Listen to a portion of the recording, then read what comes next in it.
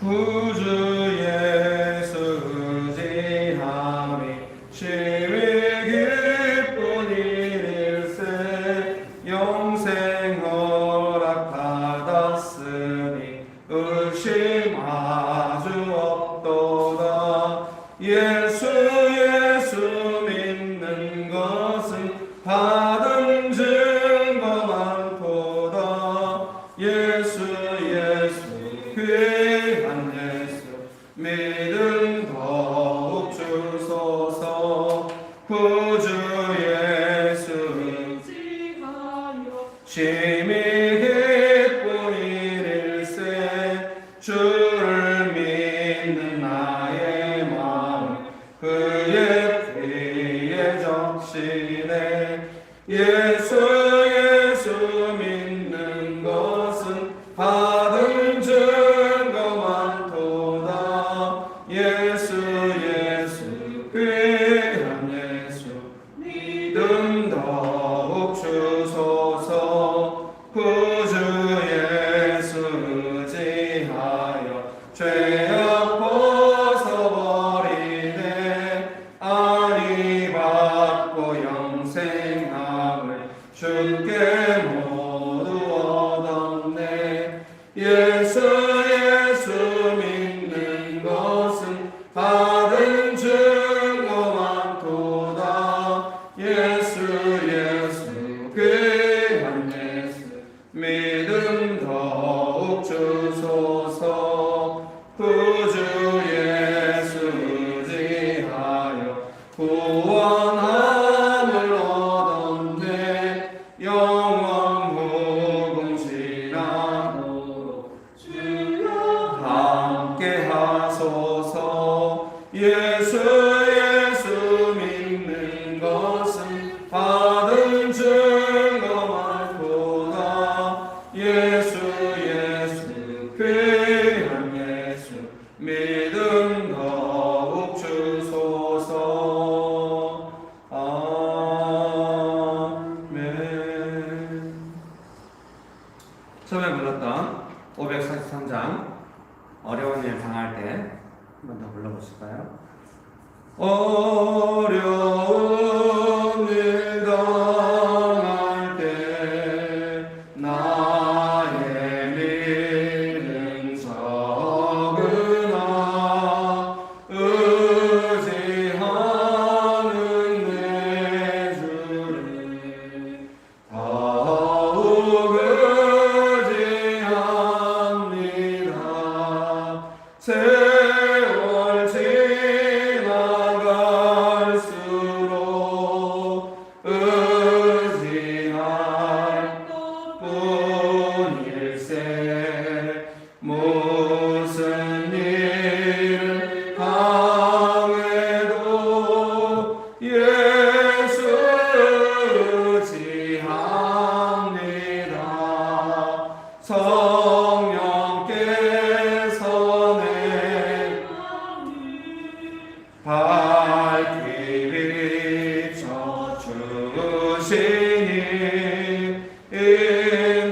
인도하심 따라서 주만 의지합니다. 세월 지나갈수록 의지할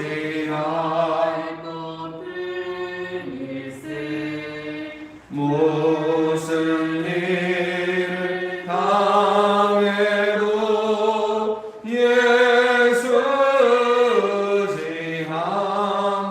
의지합니다.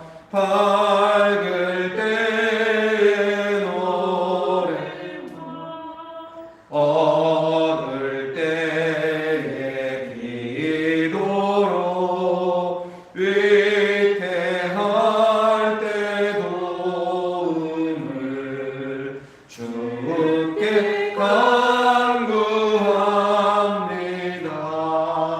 세월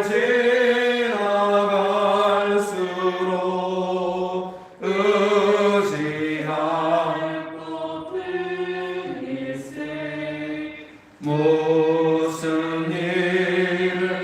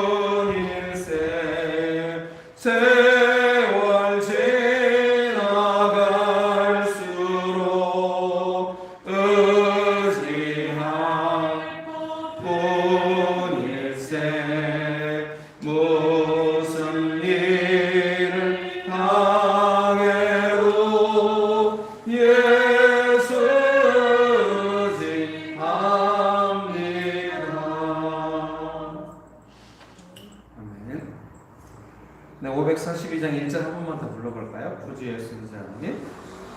구주 예수 의지함이 심히 기쁜 일일세 영생 허락받았으니 의심 아주 없도다.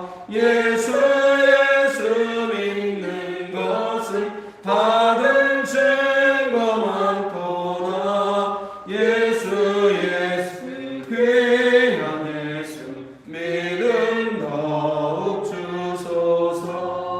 구주 예수 의지 구원함을 얻었네. 구원함을 얻었네. 영원 무궁지나도록 주여 함께 하소서. 예수 믿는 것은 받은 증거 많도다. 예수 귀한 예수 믿음 더욱 주소서.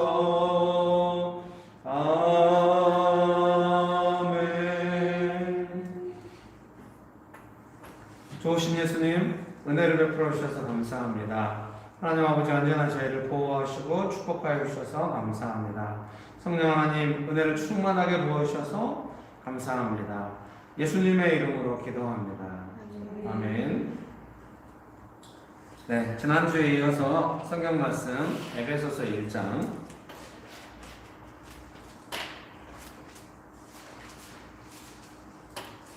17절에서 18절입니다. 16절부터 18절까지 에베소서 1장 16절에서 18절 제가 읽어드리겠습니다. 내가 기도할 때 기억하며 너희로 말미암아 감사하기를 그치지 아니하고 우리 주 예수 그리스도의 하나님 영광의 아버지께서 지혜와 계시의 영을 너희에게 주사 하나님을 알게 하시고 너희 마음의 눈을 밝히사 그의 부르심의 소망이 무엇이며 성도 안에서 그 기업의 영광의 풍성함이 무엇이며. 아멘.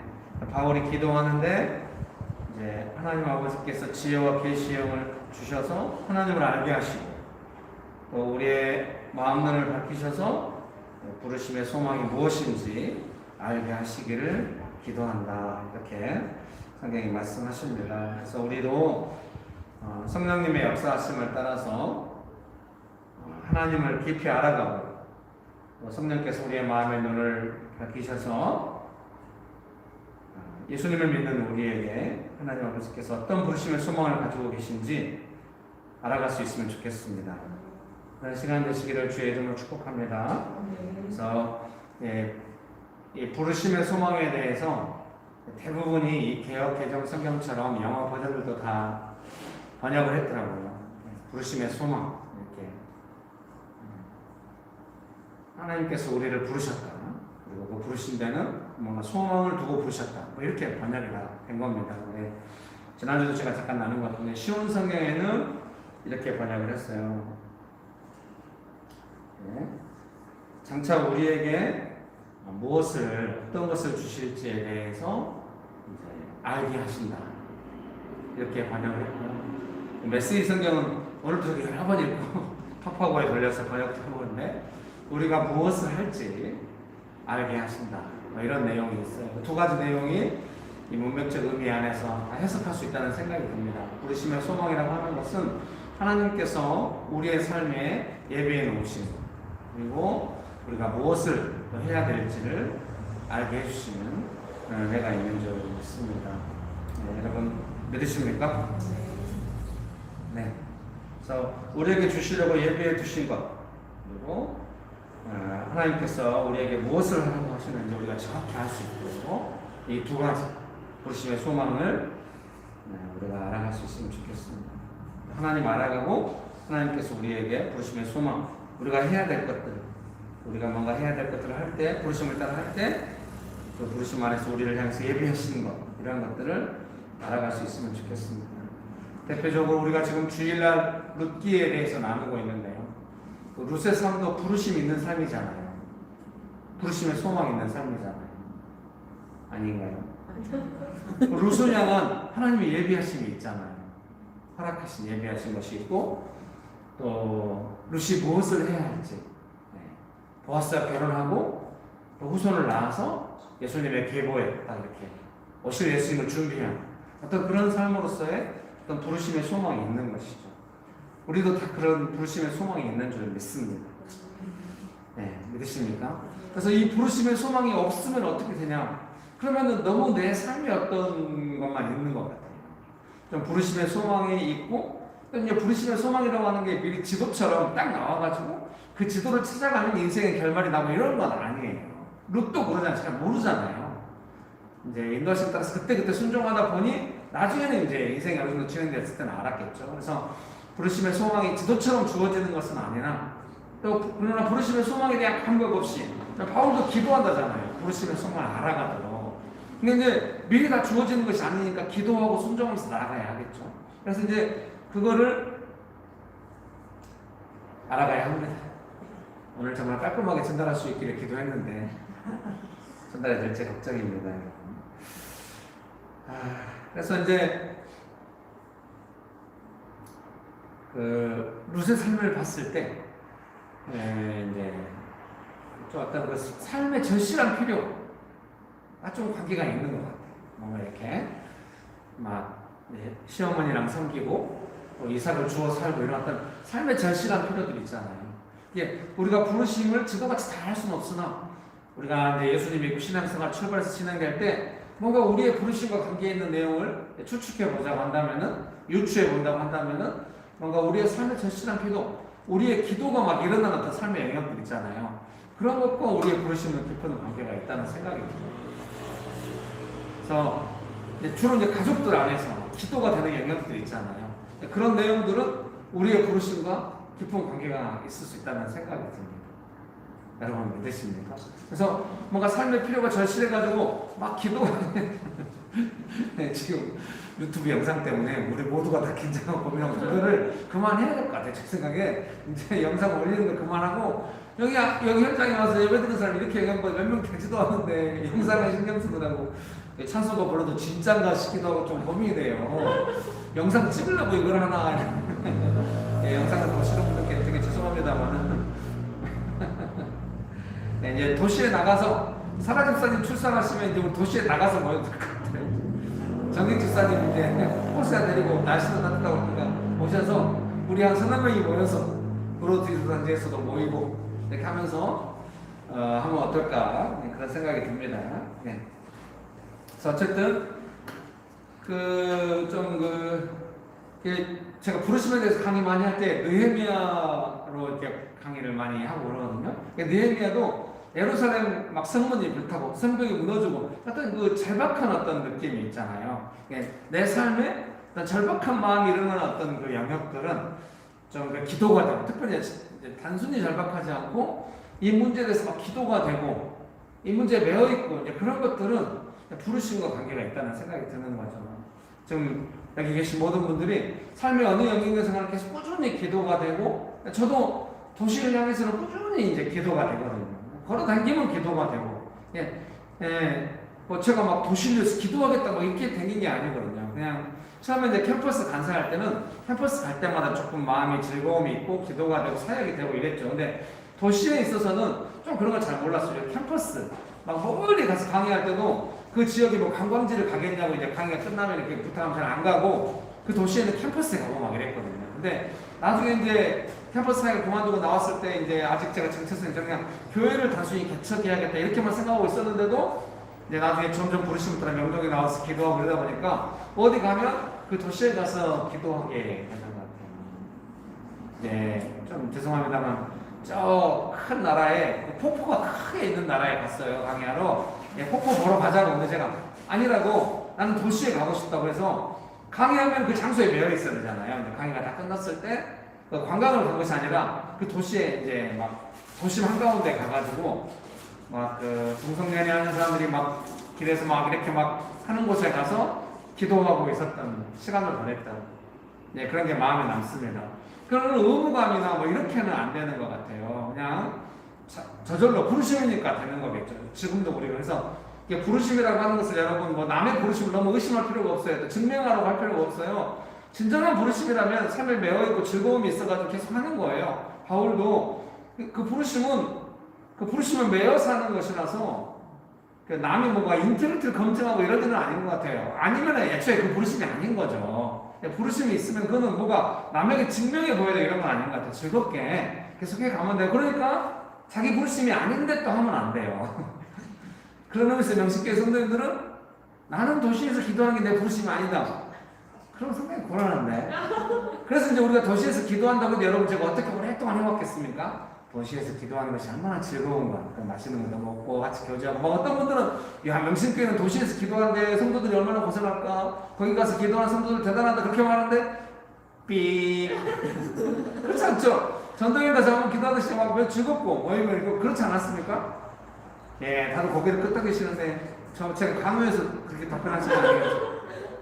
뭔가 즐거움이 있잖아요. 도심의 카페에 앉아서 교제하다가 잠깐 기도하고 계속 그렇게 사역에 즐거움을 경험케 하고 싶었죠. 어디 안주해가지고 늘상 있는 수요 예배처럼 뭐 이렇게 하지 않고 우리가 도시에서 기도한다는 느낌이 얼마나 즐거운지 그리고 가정에 돌아가서도 직장에 가서도 제일 우리가 원하는 게 뭐였겠습니까?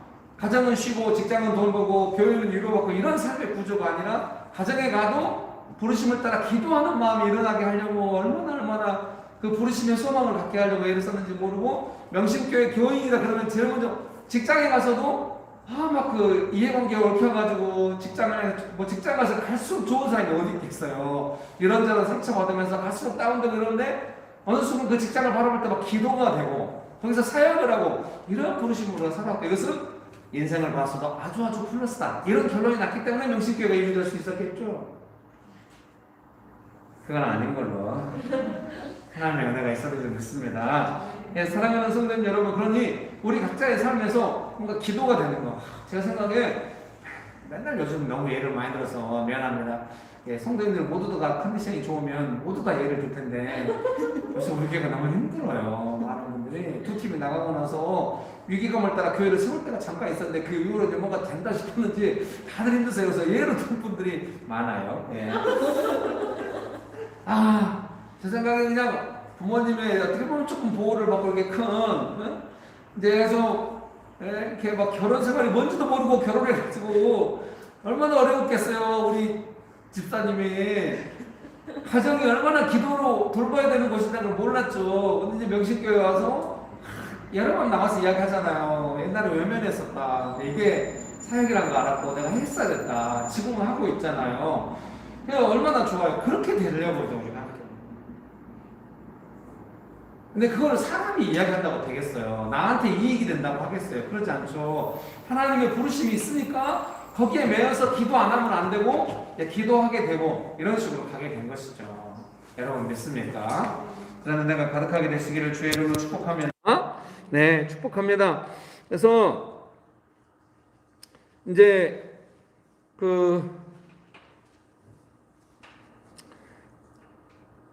룻도 느헤미야도 그렇듯이 뭔가 이렇게 삶에 어떤 이런 절박한 필요들이 있고 그 절박한 필요가 기도가 되는 영역이 있는 것이죠. 이게 부르심과 관계가 있다. 이러면 또 내 삶에 어떤 영역이 지금 기도가 필요하고 이런 영역이 분명히 있긴 있는데 그럼 이것이 부르심이라고 하는 것이 무슨 의미가 있냐? 그것까지는 다는 몰라요.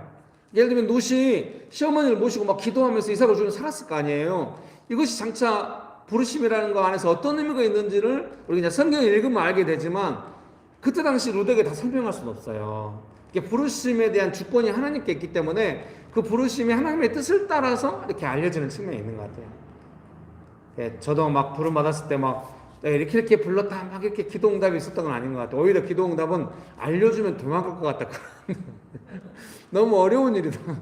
저 그때 20대라서 너무 패기가 막 있어서 그런지 어려운 일이 또 어려운 일이면 안 가야지 막 이런 마음이 드는 게 아니라 네 이제 제가 열심히 한번 가보겠습니다 이렇게 했던 것 같아요. 지금도 뭐가 어려운 일인지는 잘 몰라요. 근데 어려웠던 것 같긴 해요. 그래서 제 생각에는 그 어려운 일이라는 것이 가장 어려운 게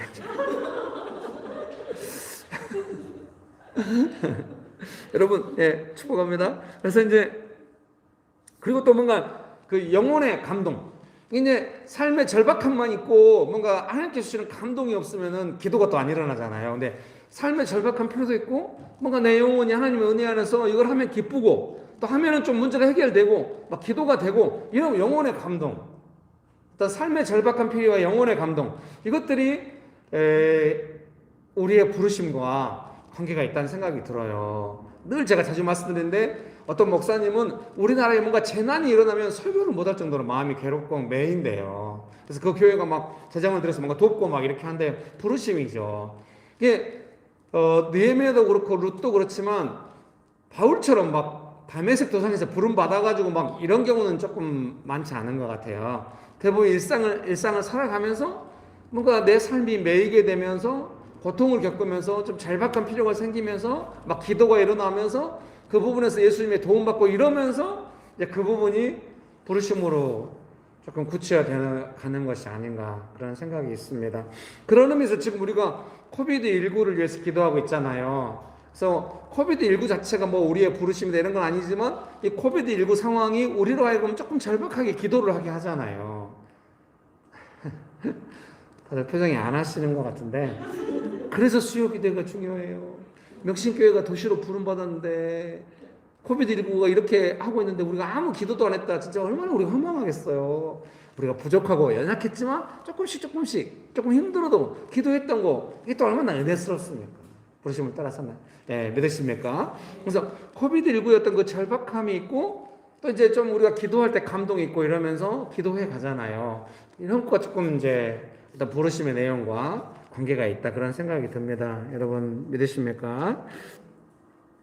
그런 은혜가 있게 되시기를 주의 이름으로 축복합니다.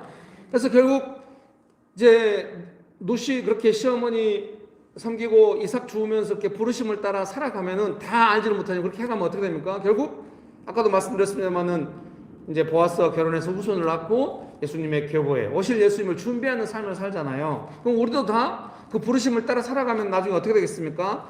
다시 오실 예수님을 준비하는 삶을 살아가겠죠. 룻이 시어머니를 모시고 이렇게 이삭 주어 사는 삶이 오실 예수님을 준비하는 삶이 될 것이라는 걸 전혀 생각 못 하겠죠, 사실은. 어떤 면에서. 그런데 하나님의 뜻 안에서는 그게 있는 거죠. 믿으십니까? 우리도 그 연관관계를 우리가 다 확인할 필요는 없을 것 같아요. 그때그때 순종하는 게 중요하고요. 순종하면서 가다 보면 이제 부르심 안에서 점점 열매가 생기고 이렇게 될 것 같아요. 여러분 믿으십니까? 제가 명신교회를 개척하고 섬기고 이런 것이 부르심이라서 이렇게 즐겁게 오래 할 수 있는 것 같아요. 여러분도 저를 보시면 아시잖아요. 조금만 지루하고 반복적이면 못해요. 여러분도 수요 예배 열심히 오시는 분들은 좀 걱정이 있을 거예요. 곧 김길 목사 그만하자고 할 것 같다. 자기 혼자 도시에 나가서 기도하든지 뭐 조금이라도 지루하고 반복적. 근데 하루같이 이렇게 했어요. 열심히 섬기면서. 이거는 정말 부르심이기 때문에 가능한 것 같아요. 제가 생각하기에도. 사랑하는 성도님 여러분, 그래서 이렇게 부르심이라고 한다면 우리가 그 일 속에서 해갈 수 있을 것이고 해갈 때 반드시 다시 오실 예수님을 준비하는 예수님을 증거하는 어떤 삶이 우리가 애쓰지 않은데 막 갑자기 막 뭔가 하겠다고 제가 개인적으로 조금 중요하게 생각한 건 그거예요. 약간 이렇게 막 의식적으로 뭔가를 하고 마음의 내용이 그 의식적으로 하는 거와 분리되고 막 이런 거 좀 걱정해요. 제 스스로도. 제가 막 우리 애들한테 막 예수님 잘 믿어야 돼. 막 이렇게 막 가르치다가 부부싸움 심하게 하고 애들한테 한 소리 하고. 이러면은 그게 제일 두려워요, 저는. 그래서 애들한테 예수님을 증거하거나 저의 일상이, 우리 가족의 일상이 접점이 좀 좁지 않을 때도 있었겠죠. 그때 제가 했던 건 뭐겠습니까? 미안하다고 했던 거. 뭐가 미안합니까? 내가 너희들에게 예수님에 대해서 전달을 했는데, 복음을 전했는데, 나의 실상이 그 예수님을 따르는 삶이 아니었다. 이렇게 대놓고 말하지는 않지만 항상 미안하다고 했죠. 뭘 염두에 두고 미안하다고 하겠습니까? 장차 이 아이들이 컸을 때 유무용으로 받아들였던 그 복음의 내용들이 진실이었다는 것을 알게 하려고 미안하다. 그래서 예수님을 증거하는 삶이라고 하는 것은 그런 개념인 거죠. 이게 우리의 삶 속에서 부르심이 있다고 한다면 점점 그 부르심 안에서 룻이 나는 다시 오실 예수님을 준비할 거야. 뭐 이런 개념으로 살진 않잖아요. 근데 그 삶이 하나님께 순종하면서 점점 하나님의 은혜 안에 사는 삶으로 나아가잖아요. 이번 주일에도 그 은혜로 되는 삶의 과정을 설교하려고 합니다. 은혜스럽기를 기도합니다. 그래서 이렇게 룻의 삶을 볼 때 다 하나님께서 너를 축복하셨구나. 네가 하나님의 은혜를 많이 받았구나. 이렇게 알아가는 것처럼 그 삶이 또 하나님의 계획 안에서 부르심의 소망 안에서 오실 예수님을 준비하는 삶이 되는 거죠. 우리가 어때요? 뭐 다 그림을 계획을 다 가지고 있지 못해도 그냥 부르심을 따라 살아가면은 우리의 삶의 그 부르심 안에서 우리의 삶은 점점 은혜스럽게 되어가고 우리의 삶을 통하여 가까운 사람들 또 부르심의 영역 안에 있는 어떤 영역에 우리는 예수님을 증거하게 되는 거죠. 다시 오실 예수님을 준비하게 되는 거죠. 되게 아름다운 삶이 될 것 같아요. 좀 애매하긴 해요. 그것이 어떻게 되는지. 예를 들면 명신교회가 이제 그 부르심 따라서 교회가 개척되고 지금까지 부르심을 따라왔잖아요. 지난주도 너무 감동이었어요. 제가 성도님들께 명신교회는 부르심이 분명한 것 같아요. 그럴 때 다들 너무 크게 이유 없이 고개를 끄덕끄덕 하는 거예요. 의심의 여지가 없었어요. 제가 물어보니까 억지로 하는 것 같은 느낌은 전혀 아니었거든요. 좀 너무 기쁘죠. 근데 명신교회가 부르심을 따라서 작지만 이렇게 하잖아요. 그리고 막 어디서 막 제가 설교한 거 듣고 막 좋을 줄 알고 왔다가 교회 내용이 전혀 그런 게 아니고 푸근하고 이런 게 아니라 부르심 따라가고 막 이러니까 막 당황하고 이런 분들이 많았죠, 그동안. 근데 지금은 점점 명신교회 자체가 부르심이 있고 그 부르심을 따라서 이제 오시는 분들도 많고 또 부르심을 즐기고 처음 와도 막 이런 분들이 느껴져요. 너무 기쁘고 이제 감사하죠. 그래서 명신교회가 조금 이렇게 진행돼서 부르심을 따라서 사람들이 막 이제 자기 개인적인 사역도 하고 막 이러면서 저렇게 돼가지고 교회가 어떤 부르심의 어떤 그림이 조금 나왔다. 그때 명신교회 그림이 너무 멋질 거라는 걸 기대가 되시죠. 우리 각자의 삶도 그렇게 되길 바라는 거죠. 네. 부르심을 따라 이루어지는 삶인 거죠. 그냥 내 필요 안에서 이것이 해결되면 어떤 그림, 인생의 그림이나 내가 본래 가지고 있던 그림, 뭐 시간 많고 돈 많은 삶, 많이 그런 걸 꿈꾸죠. 그런 그림이 아니라 부르심이 이루어진 삶의 멋진 그림. 저는 명신교회를 이런 교회를 했는데 꼭 이건 아니었지만 아닌 건 아닌 거고 하면서 그거에 예민하게 반응하면서 예수님께 순종하면서 왔거든요. 그래서 지금 조금 아시는 분들은 명신교회 그 부르심이 되게 기준이 되고 또 이렇게 무슨 말인지 서로 알아먹고 그래서 이제 되고 또 이제 그 안에서 뭔가 또 움직이고 이런 것이 많은 부분 좀 즐겁게 되고 좀 이런 면이 있죠. 거기서 사역하는 것도 즐겁고. 그리고 이것이 열매로 됐을 때는 얼마나 좋을지에 대한 기대도 있는 것이죠, 사실은. 그 안에도 우리가 이제 헤쳐나가야 될 일이 많이 있습니다. 서로 관계도 그 부르심 안에서 맺어가고 이제 이런 것도 오랫동안 훈련해왔죠. 그냥 친밀하고 위로받고 싶고 이런 관계가 뭐가 문제냐 이렇게 했는데 그게 이제 참 은혜스럽게도 명심있게 이렇게 하면 꼭 나중에 뭔 일이 나가지고 서로 같이 있기 힘들게 되고 그러다 보니까 모두가 다 동의하고 그래. 예수님 중심으로 관계를 맺어가고 시험이 와도 이겨낼 수 있는 관계가 되어야 한다. 이러면서 우리가 맺어가면서 하다 보니까 점점 사역에 능숙해지고 또 그런 부르심에 헌신하게 되고 이렇게 살아가잖아요. 분별이 많이 되고 그래서 마음 눈을 밝혀서 부르심의 소망을 안다고 하는 게 뭔가 지도를 쫙 본다 이런 느낌이 아니라 부르심인 것과 부르심이 아닌 것을 막 구분하고 부르심을 따라 사는 삶과 부르심이 없는 삶을 구분할 줄 알게 되고 막 이런 것 같은 느낌이 있어요. 명신교회가 부르심 없다. 갑자기 부르심 없이 막 한다 그러면 여러분 얼마나 깝깝하겠어요. 그 부르심을 누리고 있거든요, 이미. 내 개인의 삶도 마찬가지죠. 내 개인의 삶이 부르심 없다. 그래서 막 내 삶의 긴급한 필요들 이런 걸로 막 메어가지고 내가 너무 힘들게 살아간다. 얼마나 어렵겠습니까? 부르심 안에서 기도하고 대응해가고 이런 삶을 살아간다. 이걸 누리고 있는 것이죠. 여러분 믿습니까? 네, 느헤미야도 그렇게 한 것 같아요. 그래서 막 내가 예루살렘 성벽을 회복하는데 내가 부르심 받았다. 예루살렘 성벽 내가 총독이 돼야 되고 막 총독을 꼭 이런 거 아니거든요. 왕의 도움 받고 싶고 너무 절실하게 기도가 되고 이러다 보니까 나중에 조금 느헤미야는 룻보다는 훨씬 더 구체적으로 자기가 어떻게 예루살렘을 회복해야 될지를 계속 사람들 설득하면서 지도자로서 해가는 것 같아요. 룻이 어떤 개인적인 삶 속에서 부르심을 이루고 갔다고 한다면 느헤미야는 약간 좀 지도자로서 그런 삶을 이루어가는 모습을 보게 됩니다. 어떤 사람의 삶의 형태 이런 개념이라기보다는 우리가 다 가정 안에서 때로는 지도력을 사용해서 이렇게 할 때가 있겠죠. 그렇게 되시기를 주의 이름으로 축복합니다. 축복합니다. 느헤미야 같은 경우는 막 사람들한테 이것이 우리의 부르심이다. 같이 해보겠냐? 같이 하자. 그리고 솔선수범하면서 그 일을 이루어가고 이렇게 가는 거죠. 그래서 직장 안에서도 사랑하는 성도 여러분께서 뭔가 부르심의 소망 안에서 하면서 다른 사람들을 설득하면은 좀 설득이 될 거라는 생각이 들어요. 명확하게 이해관계를 따져가지고 너한테도 손해 안 나. 물론 나한테도 손해 안 나지. 그러니까 같이 할래? 이 정도로는 약한 것 같아요.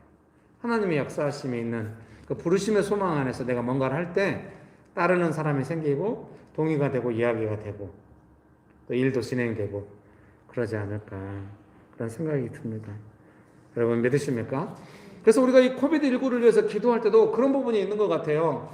또 부르심의 소망을 따라서 우리가 좀 절실함으로 필요가 있으니까 이제 기도하고 막 이렇게 하는데 이 코비드19를 통하여 뭔가 예수님의 어떤 그 성품과 능력의 다스리심이 좀 임하게 되고 증거되고 이런 면이 있는 거죠. 그래서 제가 그 밴드에 막 올리고 했잖아요. 명신교회가 명동에서 출발해서 명신교회인데 명동의 신실한 교회인데 이 신실함이 명동에서 오랫동안 저 혼자 기도하다 보니까 우리나라에 제일 필요한 게 하나님의 신실하심인 거예요.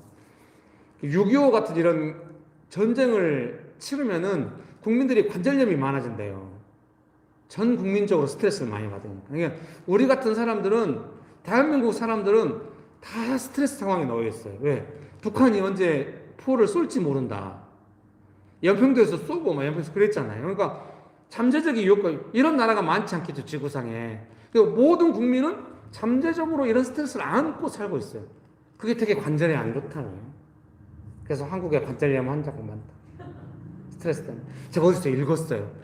그리고 후쿠야마 교수라는 사람이 대한민국을 딱 들어가지고 대표적인 저신뢰 사회라고 했어요. 그래서 노사 문제의 대부분은 임금 문제로 표현되긴 하지만 그 내면에는 신뢰 문제라는 거예요. 분쟁의 대부분. 그래서 제가 기도하다 보니까 제가 생각해도 우리나라는 외세 침략이 너무 많고 6.25 전쟁도 있었고 이러다 보니까 사람들 안에 깊은 불신이 있는 거죠. 조선시대 때도 임진왜란이 일어났을 때 왕이 도망가잖아요. 백성들이 궁궐에 들어와서 불을 질렀대요. 왕이 도망갔다. 그런 슬픈 나라인 거죠. 그래서 신뢰, 하나님의 신실함이 필요한데 그래서 이 코비드19 때 우리가 기도한 게 뭐겠습니까?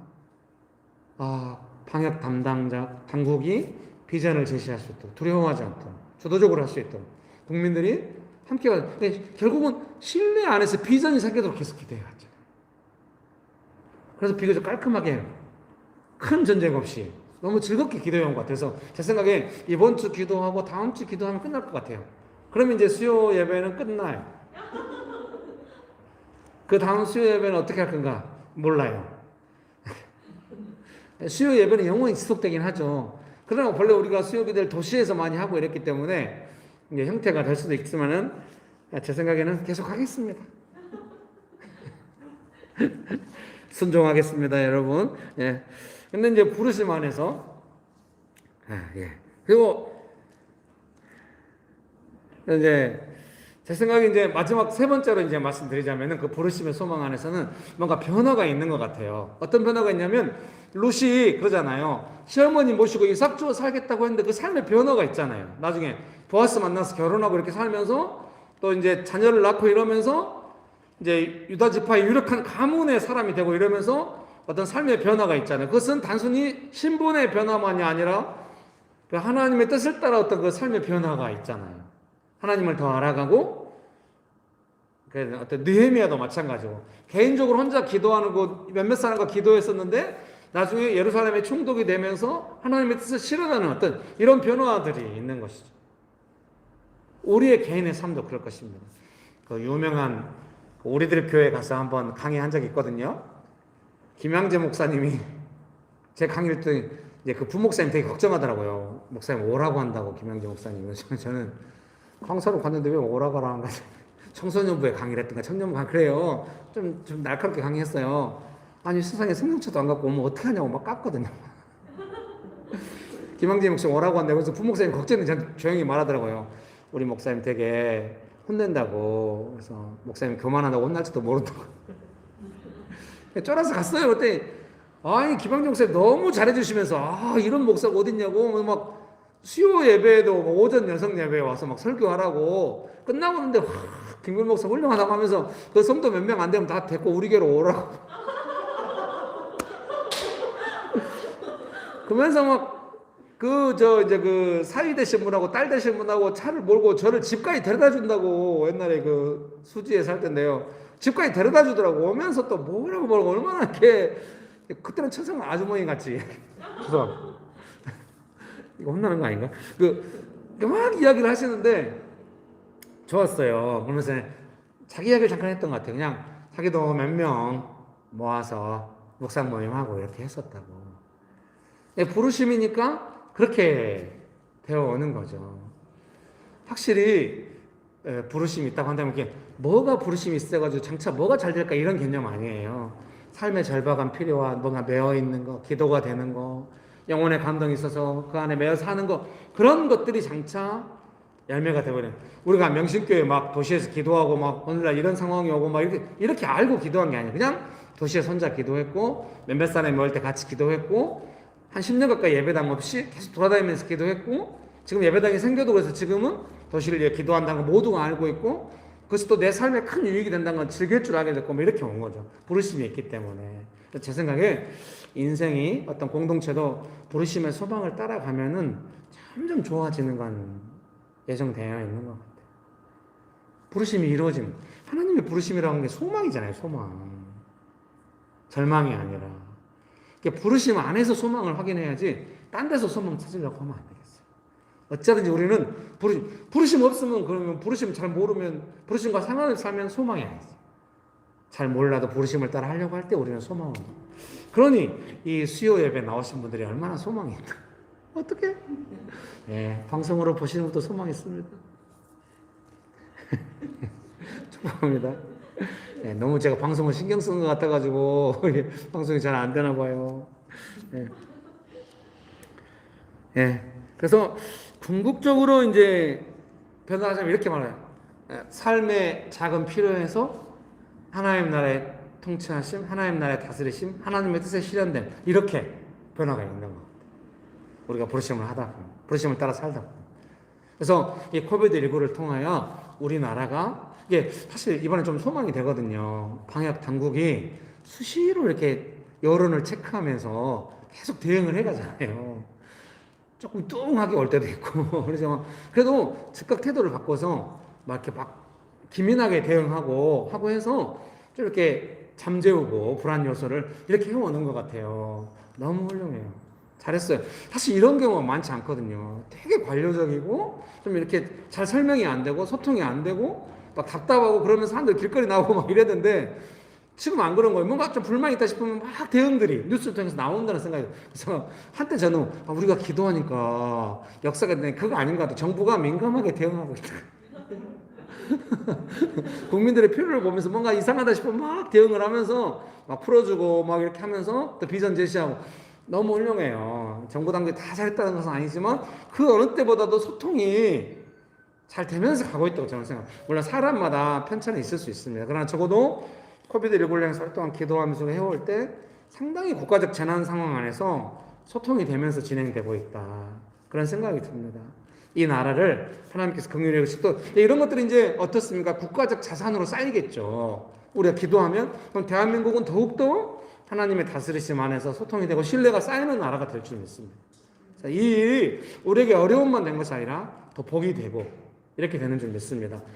마지막으로 말씀드리자면 사랑하는 성도님 여러분의 삶에서도 뭔가 나를 매이게 하고 기도가 되게 하고 마음이 고통스럽고 막 이런 문제를 부르시를 소망할 따라 해 가신다면 그것은 그 어려움을 단순히 지나는 것으로 끝나는 것이 아니라 그 부르심의 소망을 이루는 중요한 자산이 될 것입니다. 명신교회도 그렇게 온 것 같아요. 뭔가 어려움을 겪고 이렇게 해오면서 계속 중요한 그 부르심을 이루어가는 그 과정에 중요한 자산이 된 것 같아요. 눈에 보이는 큰 부흥이나 교회가 막 의리하게 돼 있지는 않지만 그 부르심을 이루어가는 눈에 보이지 않는 시스템이 정착되어가는 그런 과정입니다. 사실 국가 안에 재난 상황에 신뢰가 쌓여있고 그 신뢰를 따라 산다고 하는 것은 매뉴얼로 되는 게 아니잖아요.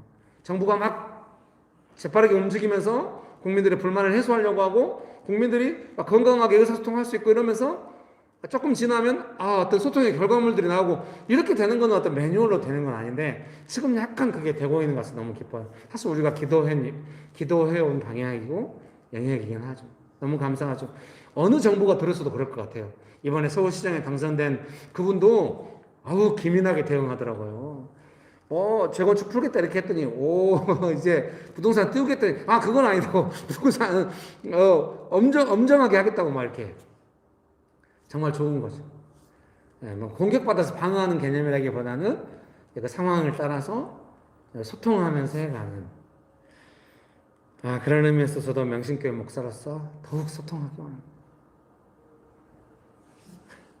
다들 표정이 될까? 여러분 될 수 있어요. 자, 그러면은 오늘은 이제 여기까지 하고요. 이제 돌아가면서 좀 나누시고 나눌 내용 없어요? 아직 정리 안 됐나요? 지난주보다 훨씬 정리된 것 같은데 필요하면 다음 주에 한 번 더 하고 이제 부르심에 대해서는 마칠까 하는데 그래도 지난주보다 훨씬 더 좀 정리되지 않아요? 예, 우리 착하신 정성 권사님은 고개를 끄덕여주네요. 우리 서정현 지사님 정직해요. 바로 얼굴 외면하네요. 그러면은 정리가 안 되고 좀 애매한 정익 지사님부터 나오셔서 정익 지사님, 사라 집사님, 정성 권사님, 명옥 지사님 순서로 조금 나눠도 주시고 이렇게 좀 기도하면 좋겠다면 기도도 하시고 이렇게 한번 해보면 어떻겠습니까? 네, 나오셔서 네.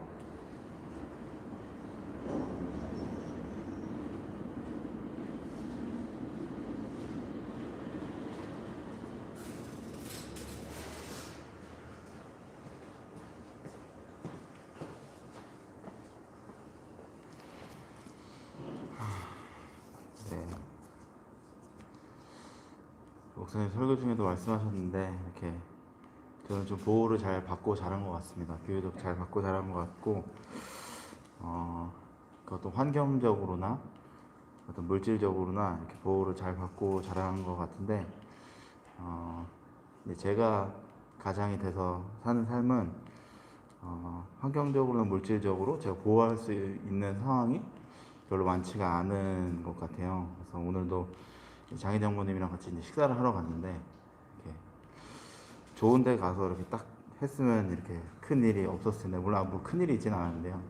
식당 가서 식사하는데도 이게 자리 배치나 뭐 이런 여러 가지 상황에서 이렇게 좀 어려움이 있는 거죠. 어려움이 있고 그런 상황에서 이제 아내랑 대화하기를 그래도 참 다행인 것 같다 이런 얘기를 했어요. 저는 만약 물질이 있었으면 당연히 그런 좋은 곳에서 그런 환경이나 물질적으로 보호받을 수 있는 곳에서 관계를 맺었을 테고 그러면은 그 상황에서 배울 수 없는 것들이 있었을 텐데 이럴 수밖에 없는 상황이 되니까 어려우니까 또 기도하게 되고 물질이나 환경에서 보호받는 것보다 더 큰 가치를 좀 배워가고 있는 것 같다.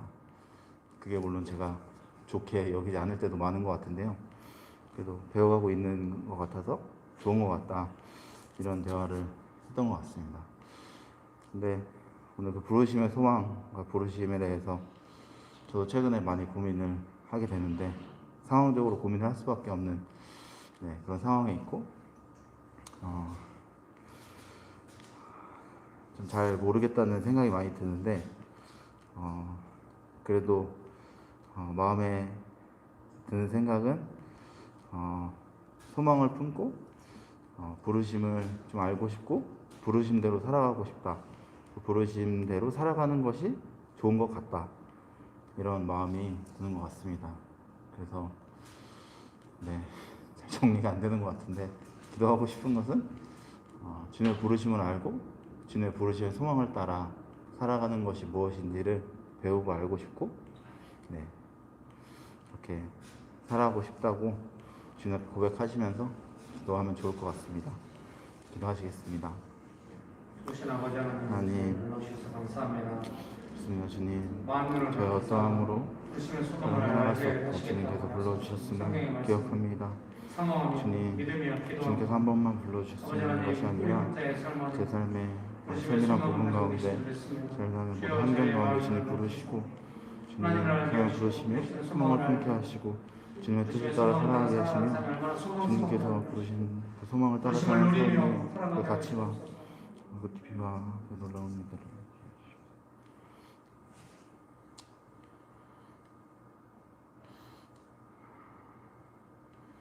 하나님 주님의 소망을 알아가고 주님의 소망 안에서 생명을 알아가고 또 그러한 삶으로 불러주셔서 감사합니다. 제 마음은 많이 흔들리고 환경과 물질과 그러한 것들로 안정감을 누리고 싶은 마음이 많이 있는 것 같습니다. 그러나 주님, 그것이 내 안에 큰 기쁨과 큰 안정감을 주지 못함을 주님 앞에 고백하며 주님께서 주시는 주님의 부르심을 따를 때 기쁨과 주님께서 주시는 그 소망의 강건함을 더 알아가고 주님께 배우고 주님을 따라가는 삶을 살아가고 싶습니다. 연약함을 도우시고 인도해 주시길 원합니다. 예수님의 이름으로 기도합니다. 아멘.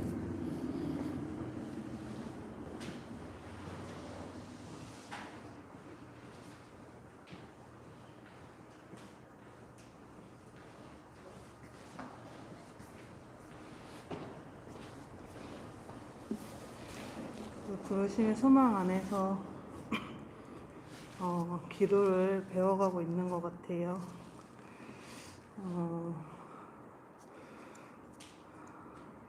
그 삶에 이렇게 매여서 어떤 필요를 느낄 때 사실 그 필요가 뭐 굳이 없어도 살 수는 있는데 마음에 그게 채워졌으면 할 때가 있는 것 같은데 그런 느낌은 지금 당장 이거가 이렇게 이걸 하지 않으면 뭐 아니면 이걸 먹지 않으면 뭐 이걸 사지 않으면 다시는 이런 어떤 은혜의 상황이라던가 뭐 이렇게 충족될 만한 상황이 오지 않을 것 같다는 저는 그런 좀 두려움이 이렇게 그 순간순간 있는 것 같은데 하나님이 은혜를 베풀어 주셔서 그런 일은 오지 않을 거다. 또 이런 상황이 오고 은혜를 베푸실 거라는 그런 마음이 있고 그런 상황이 정말 생기고 또 남편과 얘기할 때도 그렇게 어려워지면 내가 이렇게 돕겠다 이런 얘기도 듣고 이렇게 하는 것 같아요. 그래서 이제 경험을 하면서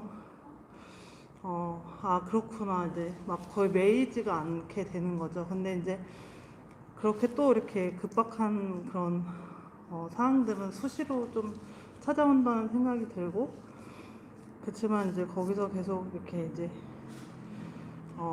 벗어나지는 그런 은혜를 경험하고 있는 것 같다는 생각이 들고요.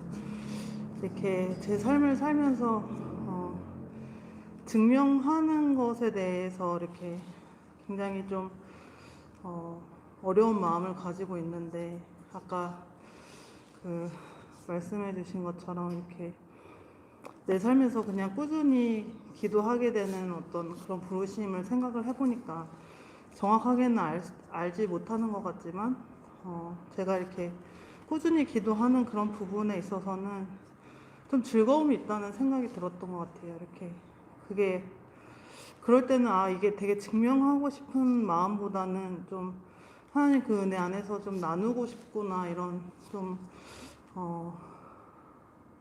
시각이 좀 달라지게 생각이 들고 또 이렇게 좀 들으면서 꾸준히 더 기도하고 싶다 좀 그런 좋은 마음이 들었던 것 같습니다.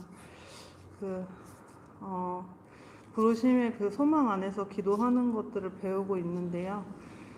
더 좀 하나님 안에서 그런 부르심의 소망 안에 그 기도를 구체적으로 더 배우면서 하나님과 그 소통하는 면이 좀 더 깊게 됐으면 하는 좀 소망이 있는 것 같아요.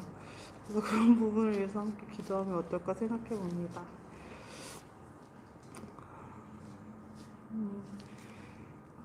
불러주시고, 불러주시고, 하나님, 삶을 매일 때 그것들을 좀 허락하지 않으시는 그런 부분들이 은혜라고 느낍니다. 하나님, 기도하고 계속해서 기도하게 하시고, 그것들이 현실의 눈에 보이지 않는 때가 있지만, 하나님 허락하시면서 그 기도를 계속 들으시는 그런 기쁨을 바라는 것 같습니다.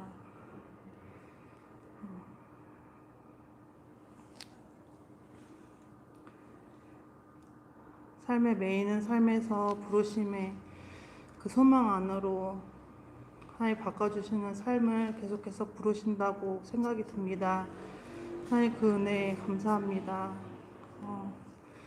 계속해서 다시 삶으로 묶이려는 그런 순간들이 너무나 많지만 하나님께서 계속해서 부르시고 그 소망 안에서 하나님께서 역사하신 것들을 보여주시고 정말 낮은 모습으로 계속 찾아와 주셔서 기다려 주시고 그렇게 인도해 가시는 것을 느끼며 감사를 드립니다. 눈에 보이지 않지만 현실에 다 나타나지 않지만 기도할 때 하나님께서 들으시고 계속 받아주시고 그 기도가 쌓인다고 느껴지는 그 순간의 그런 즐거움들이 하나님 저희 삶 속에서 더 깊이 더 많이 느끼고 싶고 하나님과 함께하고 싶습니다. 하나님 저희를 인도하여 주시고 정말 마음의 눈을 밝혀주시사 하나님의 그 부르심 소망 안에서 소망을 잃지 않고 소망을 향해 달려가는 저희가 될 수 있도록 주님 은혜를 베풀어 주시옵소서. 감사드리며 예수님의 이름으로 기도합니다. 아멘.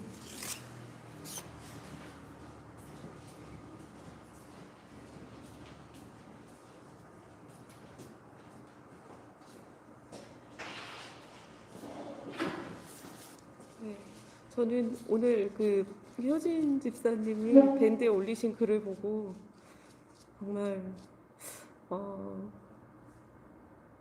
명신교회의 사역이라는 것이 이런 것이구나라는 걸 좀 느꼈는데요.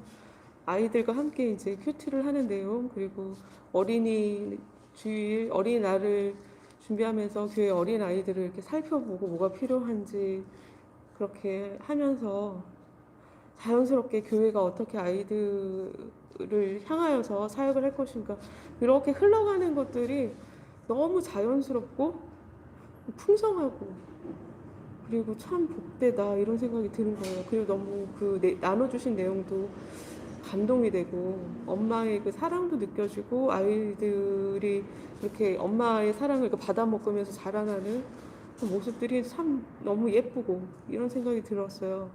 그래서 정말 교회의 잘 모르는 부분들에서 다들 열심히 사역하고 계시고 그리고 그렇게 살아있는 현장들이 있구나 이런 걸 느끼면서 그냥 주일 예배만 왔다가 예배들이 이렇게 가고 사람들은 잘 모르고 그러는데 이렇게 한 번씩 이렇게 나눠주실 때마다 정말 살아있구나라는 걸 느끼는 것 같아요.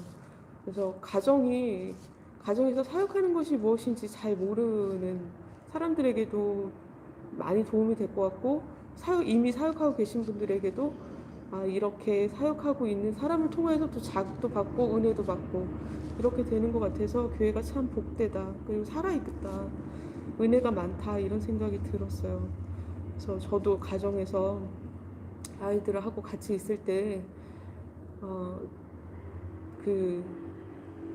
억압하거나 막 이렇게 제가 이렇게 권위적으로 아이들을 하려고 하지 않고 좀 더 의견을 들어주려고 하고 좀 귀를 좀 기울여서 좀 서로가 이제 마음을 나누면서 뭔가 이렇게 흘러가는 자연스러운 그런 은혜가 있었으면 좋겠다 이렇게 생각을 하거든요.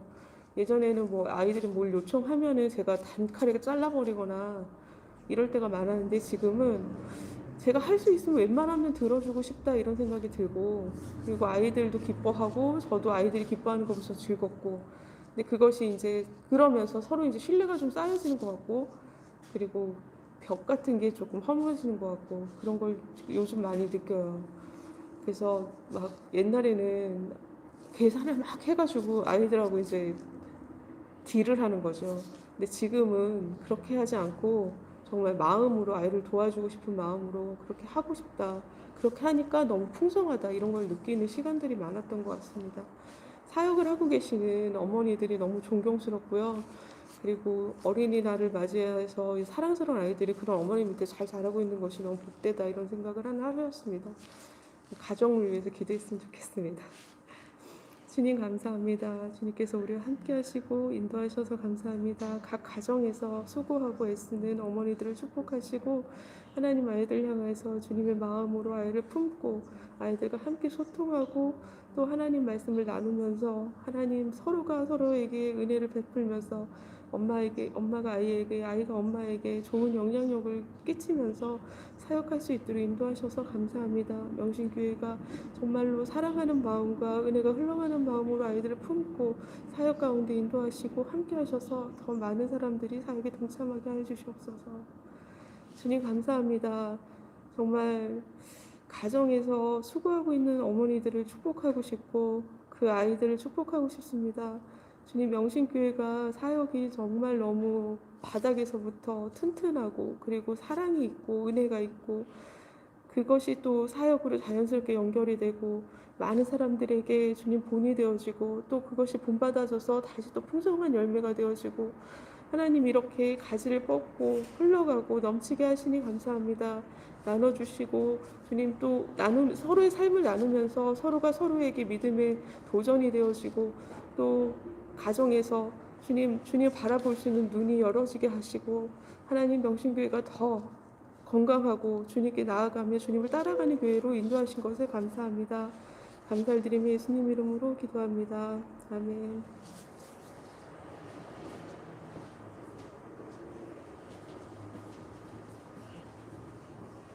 부르심 안에서 이제 살아가는 게 즐거운 일인 것 같아요. 그래서 즐겁고 계속 부르심 안에서 이렇게 어떤 큰 그게 아니어도 계속 이제 꾸준히 즐겁게 이렇게 가는 것에 대해서 좀 생각한 것 같아요. 그래서 계속 이제 부르심인 것과 부르심이 아닌 것들을 또 분별하게 하시는 것 같고, 그래서 정말 우리에게 부르심의 소망에 대해서 알게 해주셔서 너무나 감사하다고 고백을 좀 하고, 계속 그렇게 부르심의 소망 안에서 살아갈 수 있기를 기도하겠습니다. 하나님 아버지, 정말 부르심의 소망이 무엇인지 계속적으로 알아가게 해주셔서 너무나 감사합니다. 이쪽으로 주님을 따라가게 하시고 또한 분별하게 하시고 또한 하나님께서 예비하신 것들을 알 수 있도록 주님 도와주시옵소서. 정말 주님 그런 다시 오실 주님을 예비하는 그런 시간들이 되게 하시고 그런 부르신 소망을 따라서 가는 것들을 멈추지 않도록 주님 도와주시옵소서. 하나님 아버지, 정말 부르심의 소망이 무엇인지 계속적으로 배우게 하시고 알게 해주셔서 너무나 감사합니다. 계속적으로 하나님 그 부르심을 따라서 갈 수 있도록 은혜를 베풀어 주시옵소서. 예수 그리스도 이름으로 기도드렸습니다. 네.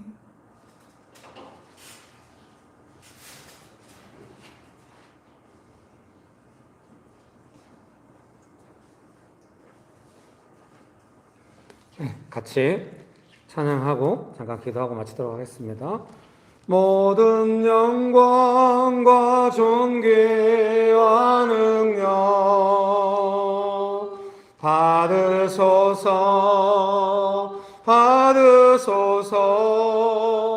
영광과 존귀와 능력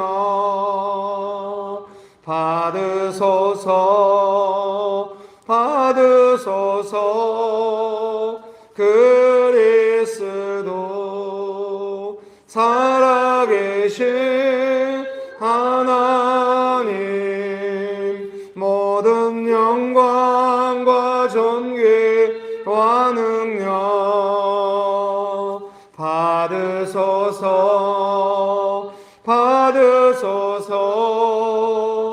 영광과 존귀와 능력 받으소서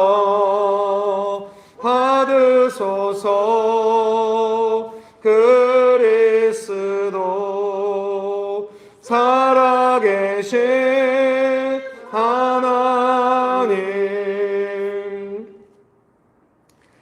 도시에서 일상을 살아가는 사람이 부르심의 소망을 따라서 도시의 큰 문제를 위해서 기도하는 것, 매일매일 먹고 살고 일상을 살아가는 것과 도시의 큰 문제를 위해서 기도하는 것 사이에 그 상관성에 대해서 우리가 다 파악하고 있지는 못하지만, 예를 들면 우리가 수요 기도를 할 때 고난을 주제로 사순절 기간에 수요 기도회를 하면은 딱 마음에 와닿아요. 잘 나눌 수가 있고, 근데 도시를 위해서 기도하는 내용으로 하면은 딱 얼른 와닿는 것이죠. 그래서 도시를 위해서 기도하는 내용이 이제 물론 도시에 나가서 하면 와닿아요. 왜냐하면 그거는 그 도시에 나가서 전도행 때 기도하는 것처럼 그 경험을 하기 때문에. 그래서 이제 그러면은 도시에 나가서 할 것이냐? 예, 그런 것은 아닌 것이죠. 물론 이제 잘 모르겠어요. 저도 어떤 것인지 저도 이제 순종하면서 가는 건데요. 이제 궁극적인 개념은 이거 우리가 익힐 때까지 할 수 있을지 모르겠습니다만은 일상을 바쁘게 살아가요. 도시 안에서. 그런데 부르심도 생각하며 살아가는데 이것이 뭔가 유익이 있어야 이제 할 수도 있고 이런데요. 이제 우리가 알고는 있어요. 그 부르심 안에서 하루하루를 살아가는 것이 어려움을 이기고 살아가는데 상당히 도움이 된다는 것을 우리가 알고는 있습니다. 이거를 어떻게 나누고 또 이제 몸에 배게 하고 이렇게 할 것인지에 대해서는 아직 정확하게 잘 모르겠어요. 우리가 기도를 통해서 해가면서 배워갈 거라는 생각을 해요. 딱 좁혀서 말하자면 코비드19를 위해서 기도하는 것이 나한테 무슨 의미가 있냐, 그리고 이렇게 큰 문제, 국가적인 재난이 우리가 기도한다고 해서 그것이 어떤 의미가 있나, 그래서 안다고 해도 이것이 마음이 일어나서, 또 한마디로 말하면 그것이 김길 목사의 부르심이거나 명신교회는 그렇게 기도할지 몰라도 내가 이렇게 기도한다는 것이 어떤 의미가 있나에 대해서 접점을 찾고 설명해 오면서, 그냥 도시에 나가서 할 때 신선하고, 뭐 도시에서 묵상 모임도 하고, 뭐 카페에서 묵상 모임하고, 또 카페에서 모이고 뭐 먹고, 또 도시에 나가 잠깐 기도하고, 계속 이제 사실은 어려운 시간보다는 그 도시의 사역을 경험케 하려고 오랜 시간 우리가 해왔죠. 즐겁다는 것은 모두가 다 동의하고 있는데요. 이것이 어떻게 부르심이 되게 할 건가. 그래서 오늘도 설교의 내용은 어떤 것이냐면, 가정 안에서 뭔가 부르심을 따라서 한다고 하는 것이 어떤 의미가 있는지에 대해서 조금 이해가 되는 것이죠. 그리고 직장 안에서 부르심을 따라서 한다고 하는 것이 어떤 의미가 있는지. 예, 우리 스스로는 그 터닝 포인트를 잘 모를 수 있어도 늘상 가던 직장이에요. 그 이해관계 안에서 고통받을 때도 있고 익숙해요. 그리고 어느 정도 다운돼 있을 가망이 높아요. 근데 어느 순간 직장을 위해서 기도해요. 어떤 문제가 발생할 때 기도하면서 대응해요. 그리고 그 문제를 통하여 나의 부르심을 알아가요. 그리고 하나님께서 역사하시면, 이건 너무 큰 터닝 포인트인 거죠. 가정 안에서도 마찬가지입니다. 지금 이거를 겪어가는 과정 중에 있을 거예요. 그런 의미에서 또 방해라고 하는 것은 이런 것이 마치 의미가 없는 것처럼 우리를 속일 수도 있어요. 그러니까 우리 안에서는 이 부르심의 소망을 따라 변화되어 가는 것이 큰 의미가 없거나 실익이 없거나 그닥 즐거운 일이 아니거나 이럴 수가 있는데, 한 번만 생각해 보면 이제 그 큰 변화라는 거 아는 거죠. 가정 안에서 쉬려고 갔다가 쉬지 못할 때 짜증내던 삶에서 가정 안에서 무슨 문제가 발생할 때 부르심 안에서 성령의 인도하심을 따라 막 대응을 하는 거예요. 기도하면서. 심지어는 어떤 모임이 있기 전부터 기도를 하는 거죠. 아까 집사님이 가족들과 함께 식사를 할 때 좀 넉넉한 데 가서 했으면 어떨까 해서, 아마 넉넉한 데를 여러 가지 고민하다가 재정 때문에 했던 것에 대한 아쉬움이 많이 남았던 것 같아요. 제 느낌에는. 그것이 이제 결과에 대한 해석으로 오는 것 같은데, 넉넉한 데 갔어도 그 정도 일은 있었을 거예요. 제 경험상. 그래서 정익사님이 익히고 있지만 앞으로 어떻게 하겠습니까? 그런 일이 있기 전에 이미 오는 그 미세한 부담감들 이런 거 있거든요. 그러니까 기도하고 부부간에 충분히 설득하면서 그래도 이게 사라지지 않거든요. 그래서 막상 그 식사하는 자리에 갔을 때는 훨씬 더 마치 사역하듯이. 그래서 주일 예배가 중요한 거죠. 주일 예배 드릴 때 다 그런 스트레스 좀 받거든요. 건강하죠. 하고 나면 사역적 의미를 알게 되죠. 근데 나중에 알고 봤더니 그동안에 가정 안에도 그런 일이 많이 있었던 거예요. 근데 한 번도 사역적 개념으로 그걸 대응하지 않았고, 그냥 뭔가 뭐 식당이 좀 불친절했다든지 이상하게 우리가 예민했다든지 이렇게 넘어가요. 어느 순간 부르심에서 기도하면서 대응하고 성령의 인도하심이 있어 열매가 있다는 걸 알게 되고, 잘 하고 나면 모두 기뻐하게 되고 이렇게 가는 것이죠. 이제 그게 어떤 겁니까? 코비드19라는 국가적 재난 상황에서 우리가 그렇게 기도하는 걸 경험해 가는 거죠. 중요한 템, 그러니까 솔직히 말하면 명신교회 오신 성도님들이 교회를 향한 기본적인 이해관계가 있잖아요. 그동안 신앙생활 다 해왔으니까.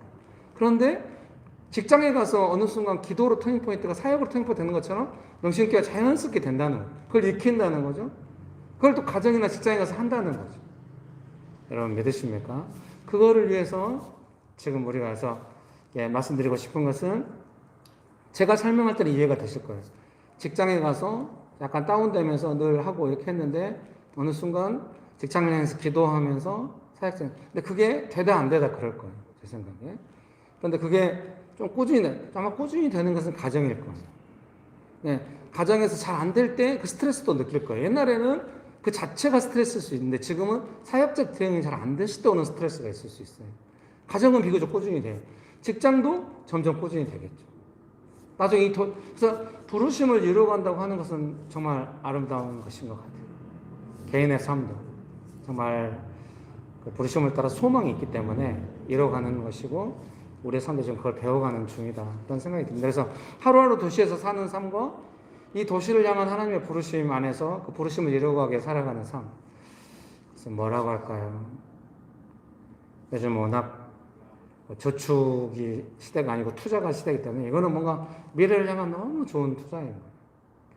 오늘 내가 조금 먹고 싶은 거 안 먹고 막 삼성전자 주식 사는 거. 옛날에는 저축했다 이렇게 표현할 텐데 요새는 안 그러잖아요. 삼성전자 주식 사놓은 것 같이. 뭐 연금이 막 아주 그냥 고정금리가 높은 연금에 넣어놓은 것 같이. 막 이렇게. 부르시는 소망.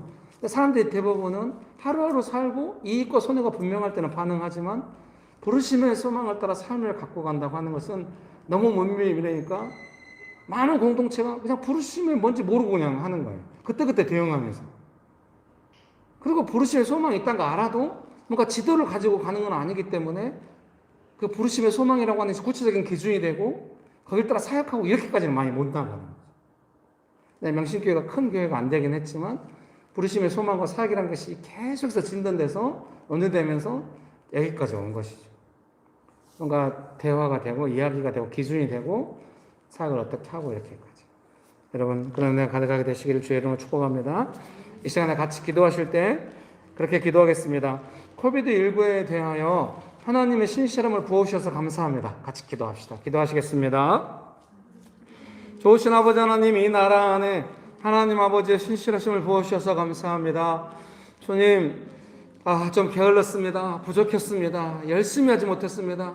그러나 조금씩 꾸준히 해왔습니다. 아버지 하나님, 이 도시를 향해서 지난 10몇 년 동안 오랫동안 기도해왔는데 적어도 기도하면서 들은 생각은 이번 코비드 상황이 정말로 그 어느 때보다도 신뢰가 높아지며 정말로 소통이 잘 되고 하나님의 은혜가 많은 시간이라는 것을 깨닫게 됩니다.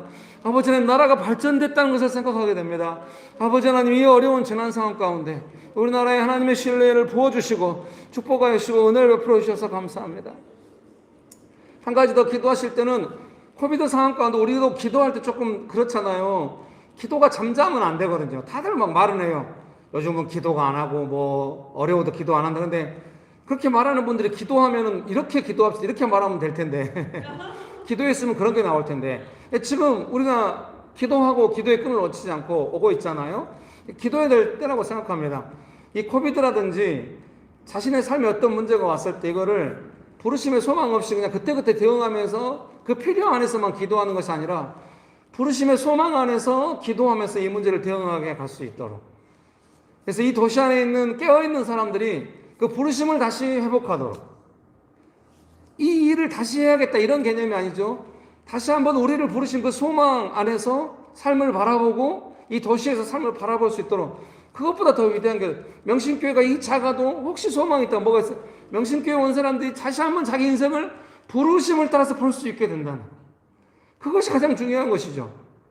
누가 오든지 간에 여러분 믿으십니까? 우리가 원하는 게 뭐겠습니까? 이 도시 안에 있는 사람들이 부르심 안에서 다시 한번 깨어나도록 우리가 기도할 필요가 있다는 생각입니다.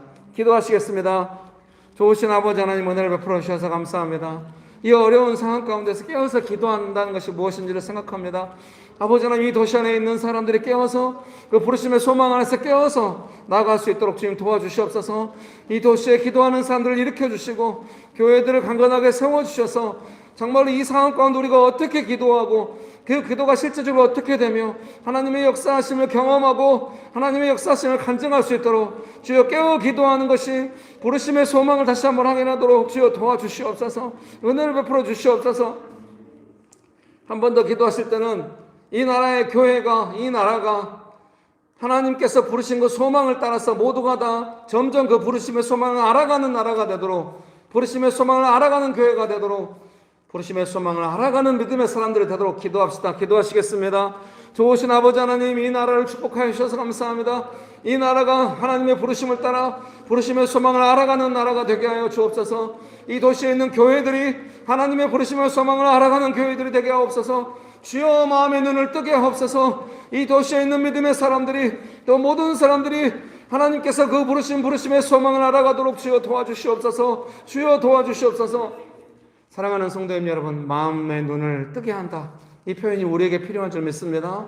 이 도시 안에 필요한 줄 믿습니다. 마음의 눈이 뜨지 못하고 있다고 한다면 부르심의 소망을 못 보는 것입니다. 부르심의 소망은 마음의 눈을 떠서 보아야 한다고, 그걸 위해 바울이 기도한다고 아마 하나님께서 우리를 위해서 기도하고 계시는 줄 믿습니다.